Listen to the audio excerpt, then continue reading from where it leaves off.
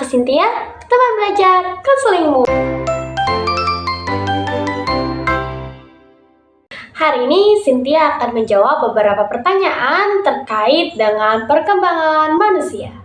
Yuk, simak penjelasan dari Cynthia. Nah teman-teman, kira-kira ada nggak sih pengaruh keturunan terhadap perkembangan suatu individu? Apakah jika dia keturunan Chinese dia akan menjadi seorang pedagang? Atau jika dia keturunan dari Jawa, apa dia akan jadi dalang? Nah, untuk menjawab pertanyaan ini, yuk simak jawaban dari pertanyaan-pertanyaan berikut ini. Yang paling mendasari dari suatu proses keturunan adalah bagaimana proses keturunan ini tercipta.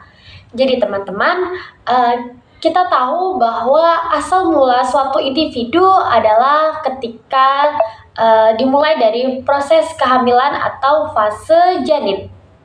Di mana dalam fase ini sel sperma membuahi sel telur di dalam tuba Fallopi yang kemudian akan menuju rahim wanita. Di mana bercampurnya sel telur dan sel sperma ini dinamakan dengan konsepsi yang kemudian akan menciptakan sel baru yang bernama zigot.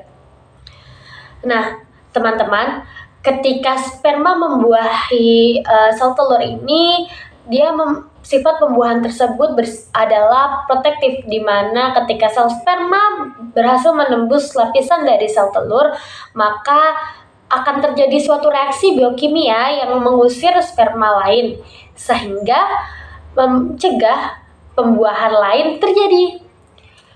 Nah, kalau begitu, kok bisa sih ada yang namanya anak kembar?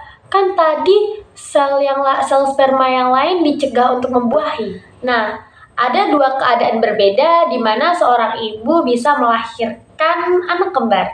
Keadaan pertama di mana sel telur yang sudah dibuahi oleh sperma tadi membelah menjadi dua individu yang dinamakan dengan kembar monozigot atau biasa disebut dengan kembar identik.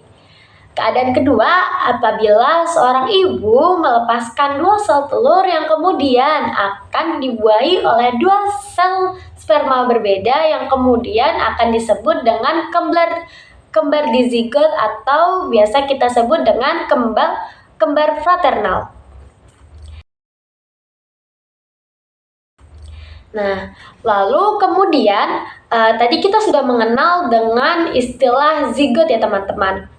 Zigot ini tercipta karena ketika beberapa saat setelah pembuahan sel sperma akan mulai hancur dan mulai melepaskan materi genetiknya. Begitu pula dengan sel telur sehingga akan tercipta atau terbentuk suatu inti sel baru yang kita sebut dengan zigot tadi, yang di sekitarnya terdapat informasi genetik dari sel sperma ayah dan sel telur ibu, di mana informasi-informasi keturunan inilah tadi akan membentuk zigot, sehingga zigot atau janin akan membawa sifat-sifat dari ayah dan juga ibunya.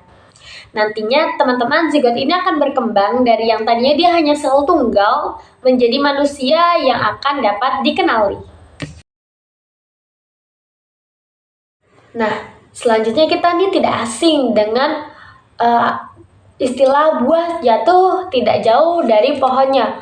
Lalu apakah kalimat tersebut bisa dijelaskan secara biologi atau secara ilmiah? Tentu saja bisa teman-teman. Jadi kenapa kok anak ini bisa mirip dengan orang tuanya? Karena tadi inti sel atau zigot tadi berasal dari dua sel, yaitu sel sperma dan juga sel telur yang bercampur, sehingga menjadikan sebuah sel baru. Nah, di dalam zigot tadi ada 23 pasang kromosom atau 46 pasang badan yang memanjang seperti benang, yang dimana masing-masing terdiri dari ribuan segmen kimia atau gen unit hereditas yang membawa sifat-sifat dari ayah dan juga ibu.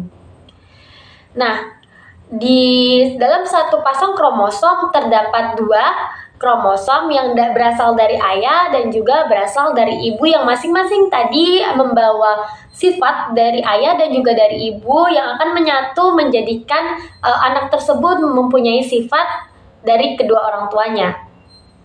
Lalu ada lagi pertanyaan nih teman-teman, mungkin bagaimana kok zigot ini bisa sih tumbuh jadi seorang individu yang kita kenali, yang kemudian lahir jadi seorang bayi yang bisa kita lihat gitu. Jadi di dalam zigot juga ada yang namanya DNA.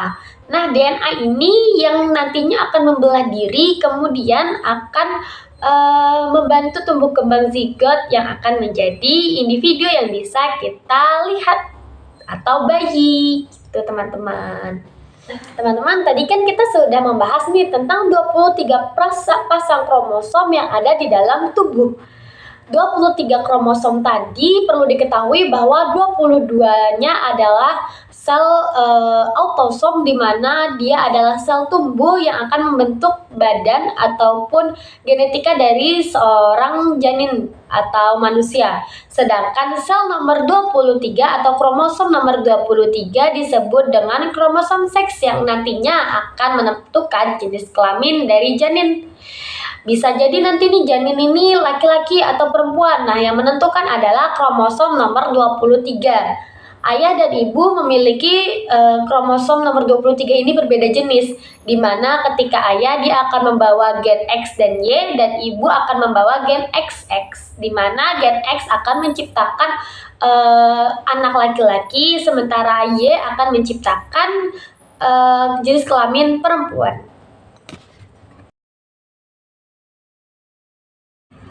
Nah, sekarang kita balik lagi teman-teman ke pertanyaan pertama.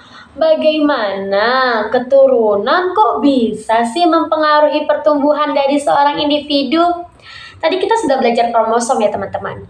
Di dalam kromosom ini, apabila ada salah satu kromosom cacat atau kromosom yang tidak utuh, maka akan tentu saja akan berpengaruh kepada janin, yang dimana bisa kita sebut dengan cacat bawaan, cacat lahir, di mana gen yang terbentuk di dalam tubuh itu tidak sempurna, sehingga ketika lahir bayi tidak sempurna atau memiliki kekurangan, dan kekurangan inilah yang akan menyebabkan berbedanya proses perkembangan. Nah, dari sini tentu saja kita sudah tahu kok bisa sih keturunan itu mempengaruhi perkembangan. Karena jika ada salah dari kromosom ayah atau ibunya yang kemudian akan melahirkan bayi yang berkekurangan, maka akan tentu saja akan mempengaruhi tumbuh kembang anak. Nah, gimana sih cara untuk mempelajari pengaruh keturunan tersebut? Nah, ada beberapa metode teman-teman. Yang pertama ada pembiakan selektif, yang kedua ada studi keluarga, yang ketiga ada memperkirakan kontribusi gen dan juga lingkungan. Dari sini sudah jelas ya teman-teman apa sih keterkaitan antara keturunan dan juga perkembangan. Kok bisa sih keturunan itu mempengaruhi perkembangan suatu individu? Tentu saja sudah jelas ya teman-teman. Oke, sampai sini aja video Cynthia hari ini. Sampai jumpa di lain video. Jangan lupa subscribe, like, dan komen. See you next time. Bye-bye.